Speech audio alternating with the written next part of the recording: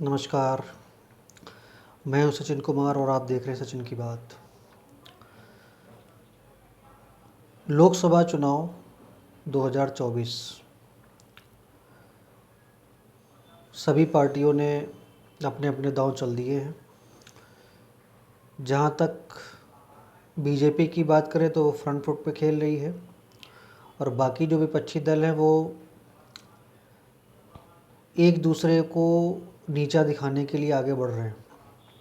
ये देखने को मिला पश्चिम बंगाल में, ये देखने को मिला बिहार में और ऐसे कई राज्य, तमिलनाडु और कई ऐसे राज्य जहाँ पर क्षेत्रीय दल ज़्यादा प्रभावी हैं, वहाँ पर ऐसा देखने को मिला कि कांग्रेस जैसे एक बड़े दल को कहीं ना कहीं समझौता करना पड़ा। बीजेपी की कैंपेन आज से 6 महीने पहले या कहीं 1 साल पहले ही चालू हो गई थी। विकास योजनाओं के माध्यम से वो रैली करना चालू कर दिए थे, लेकिन जो विपक्षी दल थे उन लोगों ने इंडिया गठबंधन बना के एक तरीके से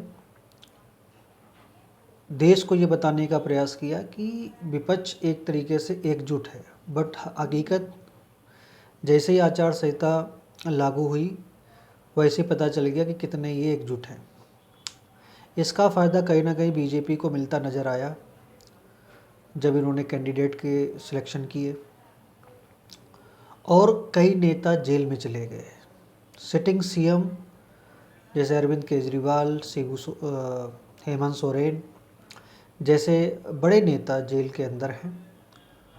तो इस वजह से भी कहीं ना कहीं विपक्ष को का जो एक शक्ति थी उसको एक झटका लगा है। कई नेता विपक्ष के ऐसे हैं जो बोल नहीं पा रहे हैं। जैसे मैं अगर बात करूं अखिलेश यादव की या उनके परिवार की, तो वो इस डर में जी रहे हैं कि कहीं अगर ज़्यादा कुछ बोल दिया तो कहीं अरविंद केजरीवाल और हेमंत सोरेन जैसी हालत उनकी ना हो जाए, क्योंकि सारे भ्रष्टाचार में डूबे हुए ये पूरा परिवार है। तो इस वजह से ये बीजेपी के खिलाफ़ जिस तरीके से एक टाइम पे मुलायम सिंह यादव ज़मीन पर आकर कार्यकर्ताओं का उत्साहवर्धन करते थे, वो चीज़ नज़र नहीं आ रही इनके कैंपेन में। उसका कहीं ना कहीं बीजेपी को फ़ायदा मिल रहा है और योगी आदित्यनाथ ताबड़तोड़ रैलियां कर रहे हैं। ब्रजेश पाठक लखनऊ में रह के विपक्ष के नेताओं को ज्वाइनिंग करवा रहे हैं। यूपी के हालात के बारे में जो अभी प्रेजेंट टाइम में अपने पास रिपोर्ट है वो ये है कि बीजेपी लीड कर रही है कई सीटों पर। कुछ अगर मुस्लिम बाहुल सीटों को छोड़ दिया जाए तो बीजेपी कहीं ना कहीं लीड करती नज़र आ रही है। और जो 400 पार का नारा दिया है बीजेपी ने, उसमें कहीं ना कहीं वो उसके आसपास पहुंचने की कगार पर दिख रही है। ये मैं इसलिए नहीं बोल रहा हूँ कि कैंपेन में ये दिख रहा है।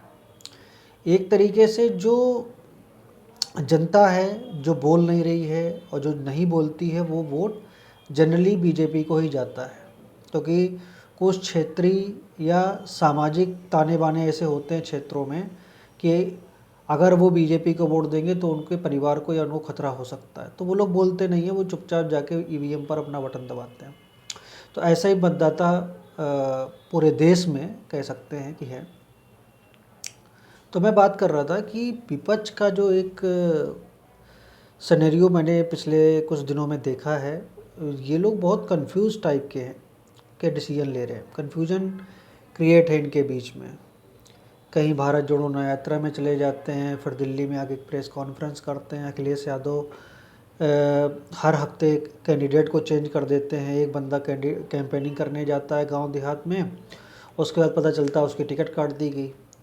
फिर दूसरा बंदा आता है, वो कैंपेन करना चालू करता है, उसकी भी टिकट काट दी गई। तो इस तरीके से आप समझिए कि बीजेपी को क्यों मैं बोल रहा हूँ बार बार कि वो लीड कर रही है, उसका सबसे बड़ा कारण ही यही है कि बीजेपी ने विपक्ष ने कैंडिडेट के सिलेक्शन में ही देरी कर दी। सबसे बड़ी बात ये हुई।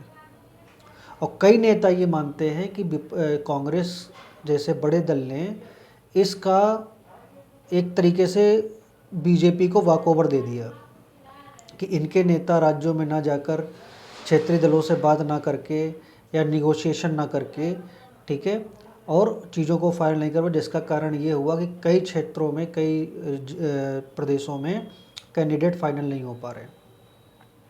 तो जब कैंडिडेट फाइनल नहीं होंगे तो वो जनता के बीच जाके वोट कैसे मांगेंगे? सिर्फ एक राहुल गांधी या अखिलेश यादव के चेहरे पे कोई वोट नहीं देगा।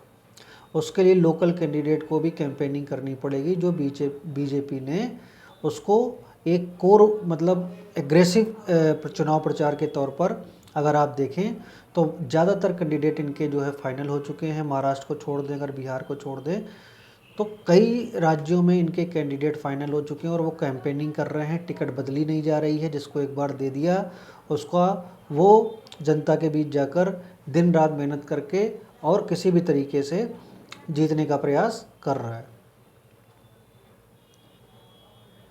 तो जो ये सब बातें मीडिया में चल रही हैं, हिंदू मुस्लिम, मोदी चोर या राहुल गांधी, इस तरीके राहुल गांधी के बारे या विपक्ष के जितने भी नेता उनके बारे में चल रही हैं, मोटे तौर पर अगर उन सब चीज़ों को आप अगर साइड में रख दीजिए, ठीक, तो अगर आप एक क्लियर माइंडसेट से अगर आप देखेंगे तो जो एक वोटर है जिसके दिमाग में एक चीज़ चल रही है कि भाई केंद्र में कौन आएगा, तो 2019 का रिजल्ट आपने देखा, उस समय भी यही बोला जा रहा था कि मोदी वापस नहीं आएंगे। 14 में एक एंटी इनकम्बेंसी थी गवर्नमेंट के खिलाफ, जिसका फ़ायदा बीजेपी को मिला। अन्ना आंदोलन चला था उससे पहले, ठीक है, तो वो एक फ़ायदा बीजेपी को मिला था। लेकिन 2024 में जब मैं देख रहा हूँ कि 10 सालों की जो एंटी इनकम्बेंसी होनी चाहिए थी गवर्नमेंट के ख़िलाफ़, वो नहीं दिख रही है। आप जितने भी लोग आपको समाज में मिलेंगे वो बातें करेंगे कि व्यापारी जो है परेशान है, किसान परेशान है, लेकिन एंड ऑफ द डे जो आम परसेप्शन जब ईवीएम यानी मतदान की बारी आती है तो बटन बीजेपी का ही दबता है। ऐसा क्या कारण है? इसका कारण सिंपल है कि आदमी कितनी भी बातें कर ले, कितनी भी क्रिटिसिज्म कर ले बीजेपी या पीएम मोदी का, वोट ज़्यादातर बीजेपी को ही जाता है। क्योंकि सामाजिक तरीके से जो एक लालू, मुलायम, मायावती या और भी जो नेता थे, उन लोगों ने जो जातियों को बांट कर राजनीति की थी, वही राजनीति बीजेपी कर रही है। हर जात के नेता को कुछ ना कुछ देके अपनी पार्टी में शामिल कर लिया या उनको गठबंधन में अपने शामिल कर लिया। यही पहले कांग्रेस करती थी कि साम दाम दंड भेद के आधार पर जिस तरीके से हो मेरी सरकार बननी चाहिए, वही बीजेपी कर रही है। इसमें यही तो राजनीति है। राजनीति में कोई जो है वहाँ पर उस तरीके से करने काम नहीं आया कि नहीं अन्ना आ जा रहे थे, आंदोलन करके चले गए, आज उनको कोई नहीं पूछ रहा। तो मोदी और अमित शाह की स्ट्रेटजी ये नहीं है। उन्हें एक लॉन्ग टर्म के लिए एक विज़न उनका है, जो आपने पिछले 10 साल में देखा कि 400 पार का नारा क्यों इस बार आया, इससे पहले क्यों नहीं आया। इसलिए आया कि बीजेपी को ये कॉन्फिडेंस जगा कि देश में बीजेपी की एक लीडरशिप को, एक मतलब स्टेबलाइजमेंट को जनता जो है विश्वास कर रही है, उनके काम को की सराहना कर रही है। विदेशों में जिस तरीके से भारतीयों का सम्मान बढ़ा है, इन सब चीज़ों को जब एनालिसिस करते हैं युवा या मिड एज के लोग, तो पाते हैं कि कहीं ना कहीं पिछली सरकारों से ये सरकार पहले से ज़्यादा विश्वसनीय है, काम के आधार पर और मैकेनिज़्म के आधार पर, प्रशासन के आधार पर।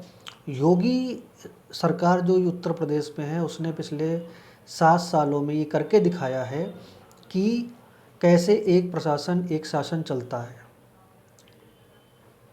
आप देख लीजिए, जितने भी माफिया थे, जितने भी भू माफिया थे, जितने भी क्रिमिनल्स थे, या तो वो ऊपर भेज दिए गए या वो जेल के अंदर हैं।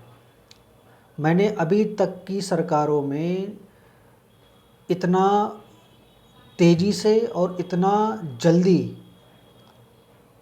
कन्विक्शन रेट नहीं देखा। बाकायदा एक सेल बना रखा है कि जल्दी से जल्दी कोर्ट में उनके खिलाफ जो है आरोप पत्र दाखिल किया जाए और कोर्ट से सज़ा कराई जाए। तो यही तो जनता चाहती है कि एक अच्छा माहौल, एक अच्छी सोसाइटी हमारे बीच बने, एक अच्छा राजनीतिक परिदृश्य हमारे सामने हो, जो योगी और मोदी ने दिया है, जो और सरकारें नहीं दे पाई हैं। उनके टाइम पे लूट भ्रष्टाचार चरम पे था, एक जाति और एक धर्म का बोलबाला था। तो इन सबको जब युवा देखते हैं, समझते हैं, और जनता, जो गरीब जनता है, वो देखती है कि अगर पैसा कोई आ रहा है तो उसके बीच में कोई नहीं ले रहा है, और भ्रष्टाचार ख़त्म नहीं हुआ है। मैं ये नहीं कहूँगा भ्रष्टाचार मोदी सरकार में 10 सालों में उन्होंने ख़त्म कर दिया, नहीं, ख़त्म नहीं हुआ है। बट कहीं ना कहीं जो कार्रवाइयाँ हैं, जो रिकवरीज़ हैं, वो जिस तरीके से हो रही हैं, चाहे वो नेता हों, चाहे वो अधिकारी हों, चाहे वो ठेकेदार हों, जिस तरीके से हो रहा है, वो कहीं ना कहीं एक सवाल ये खड़ा करता है कि इससे पहले भी तो ये हो सकता था कांग्रेस की सरकारों में या और भी जो क्षेत्रीय दलों की सरकार, नहीं हुआ।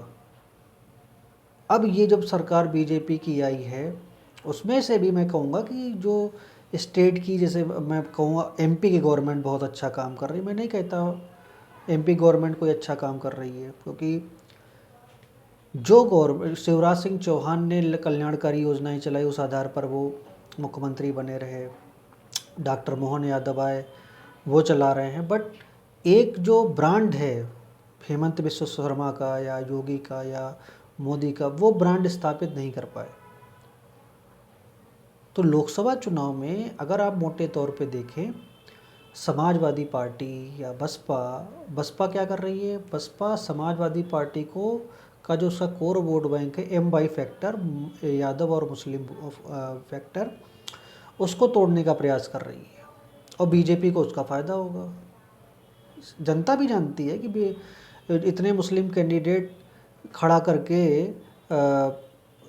मायावती क्या करना चाहती हैं। सिंपल सी बात है कि इतने भ्रष्टाचार के मामले अगर फाइल खोल दी गई तो पार्टी ख़त्म हो जाएगी। जैसे उद्धव ठाकरे और भी तमाम दल, एनसीपी वगैरह की फाइलें खुली, गए अंदर, क्योंकि इतना भ्रष्टाचार किया है कि आपकी सोच से ऊपर है। मतलब आप सोच भी नहीं सकते, इतने करोड़ों अरबों रुपए का भ्रष्टाचार किया है। तो हर पार्टी ये देख रही है कि मेरी पार्टी ना टूटे, मेरा भी काम चलता रहे, और सरकार में जिसको आना है वो आए, मुझे कोई मतलब नहीं। हम जीतने के लिए नहीं लड़ रहे हैं, हम सिर्फ खाली उनको सपोर्ट कर रहे हैं। अखिलेश यादव की ये मजबूरी है कि इधर भी खाई है, उधर भी खाई है। मुसलमान वोटर अब उनके ऊपर विश्वास नहीं कर रहा है। जब इतना प्रेशर पड़ा, मुस्लिम नेताओं ने बोलना चालू किया, तब जाके अखिलेश यादव इतने दिनों बाद मुख्तार अंसारी के यहाँ मिलने गए। रामपुर के नेताजी आजम खां, उन्होंने क्या खेला किया आपको पता ही है। जेल में रह के उन्होंने क्या खेला किया है कि मुस्लिम नेता बनते हैं लेकिन मुस्लिम के ही खिलाफ हैं।